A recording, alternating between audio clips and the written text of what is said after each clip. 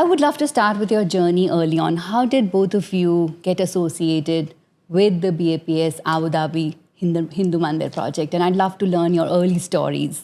Well, my journey started, I was born into a Hindu family that predominantly went to the mandir. But at the age of 12 in London, they were going to launch the largest traditional Hindu temple in the Western Hemisphere. And at that time I was 12 and I thought I'd like to contribute to this. So I started doing paper rounds and thinking, okay, that will be my little bit of service towards the mandir. Fast forward many years, I decided to move to Dubai. The one thing that mattered to me was now that I had children and the culture and religion, I thought I'd love to live in Dubai, but the one thing I will miss is actually going to the mandir and having that connection, especially for my children. But it so happened I arrived here.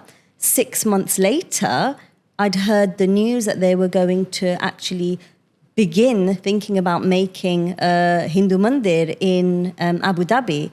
And that was it for me. And I just knew that this is why I'm here. I can help contribute to the service and bringing communities together. So that's how I've ended up at this point. Beautiful. And Sonali ji, what about you? So my dad was actually an atheist, but we were blessed enough that he was helping out.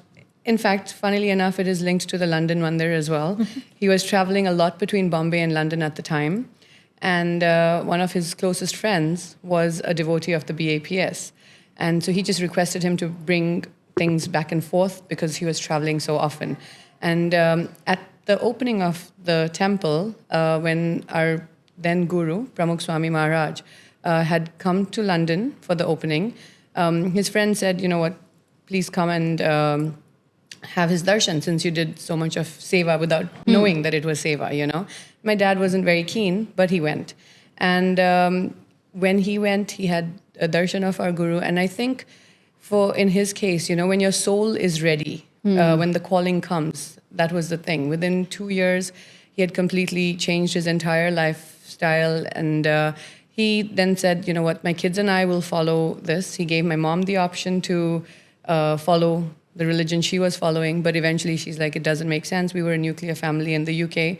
And so that's how I started at the age of 8. And so since then, that's what my life's been. Since getting married here, fortunately, I was lucky enough to get married into a family that also believed in the BAPS fellowship. So my journey has continued. And my father-in-law was the chairman of the BAPS Hindu Mandir at the time of his passing. So our family has been very involved in the entire project.